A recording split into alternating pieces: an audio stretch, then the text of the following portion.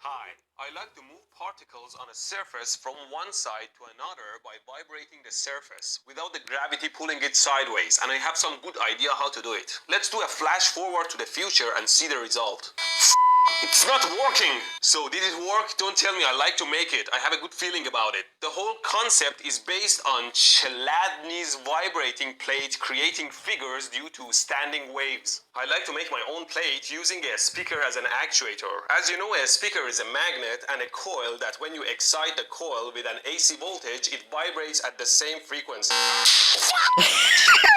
I need another speaker. See, every speaker has its own rating. So for an 8 ohm speaker like this running on 120 volt AC, it needs to be rated at 1800 watts. Anyway, let me explain Chladni's figures a bit. Although physics girl Diana explains it very well in her video you can watch. But let me see if I can do a quick summary. Basically, when you generate a wave in an infinite medium, it will travel forward forever.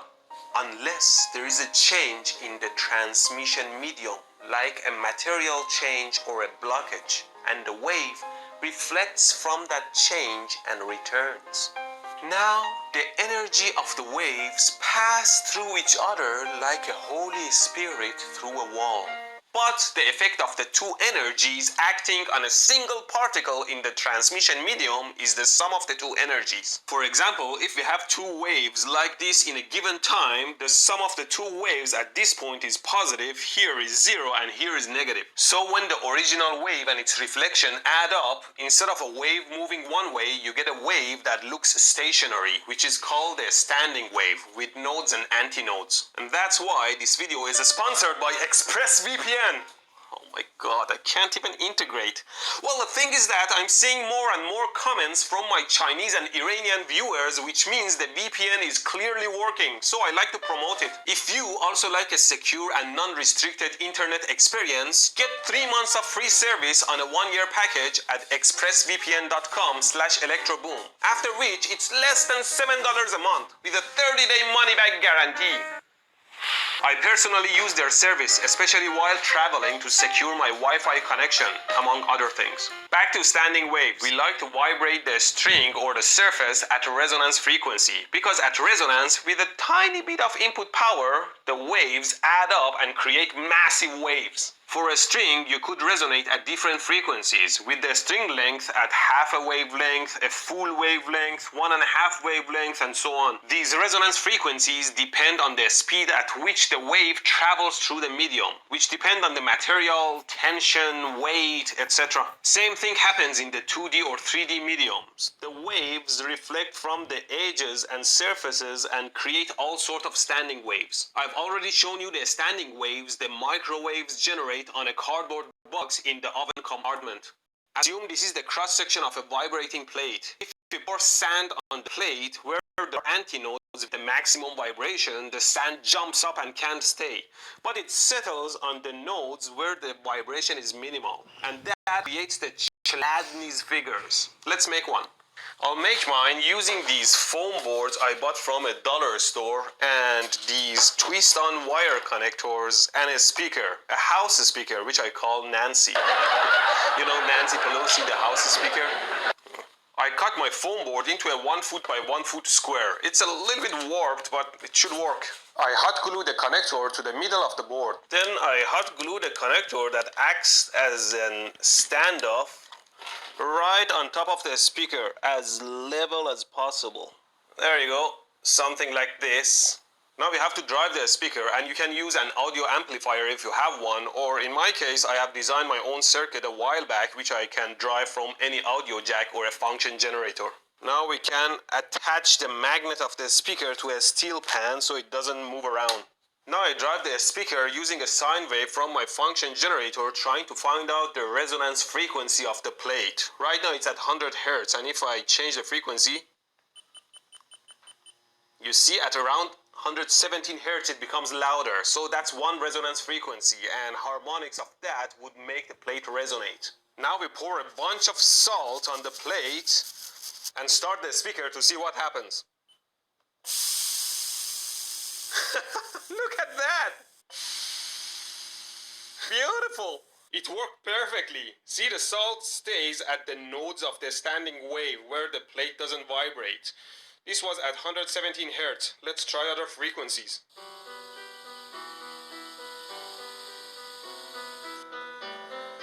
169. There is a cloud of very tiny particles on the surface, see? 360 Hz.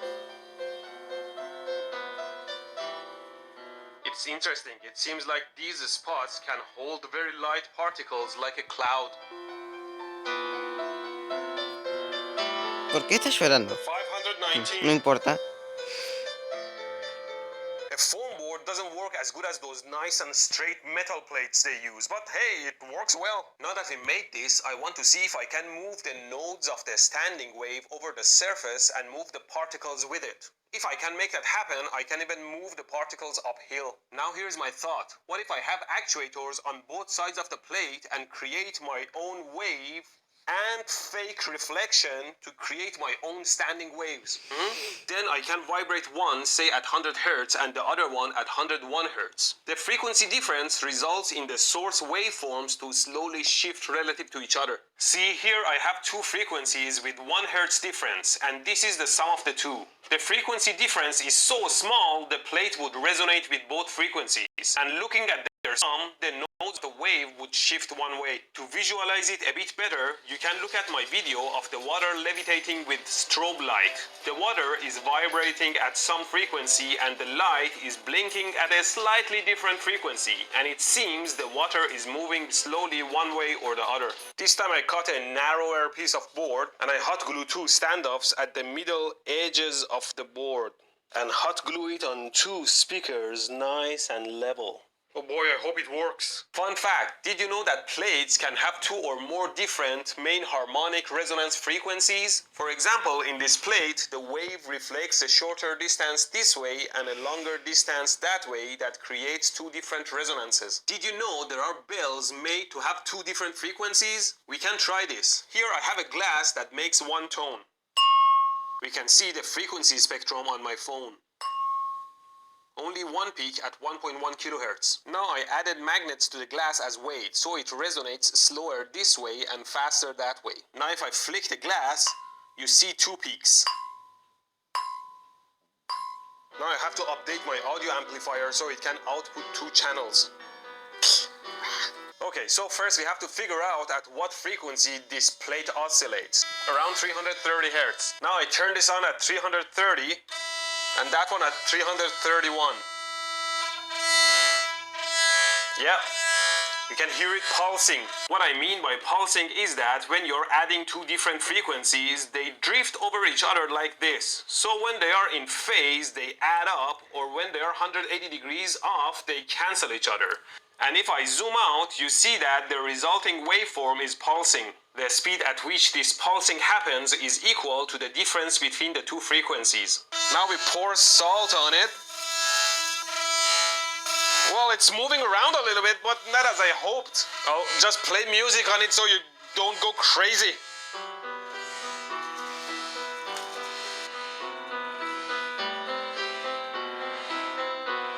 So it's pulsing at 1 Hz right now because the difference between the two frequencies is 1 Hz. Now I'm gonna bring the frequencies closest so the pulsing is slower. But the noise is killing me.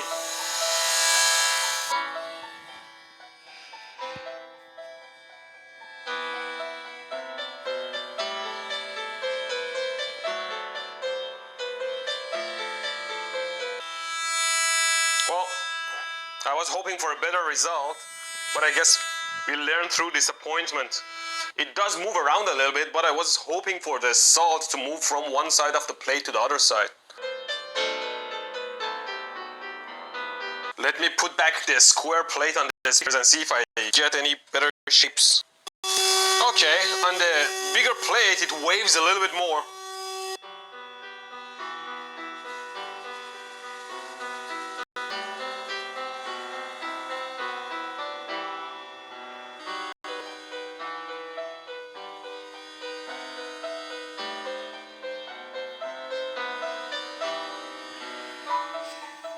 Just remembered, I have a piece of glass. Glass can resonate much better than a foam board. Let me replace this with that.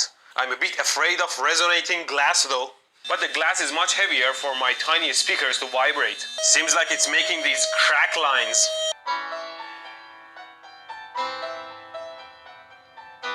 Ow!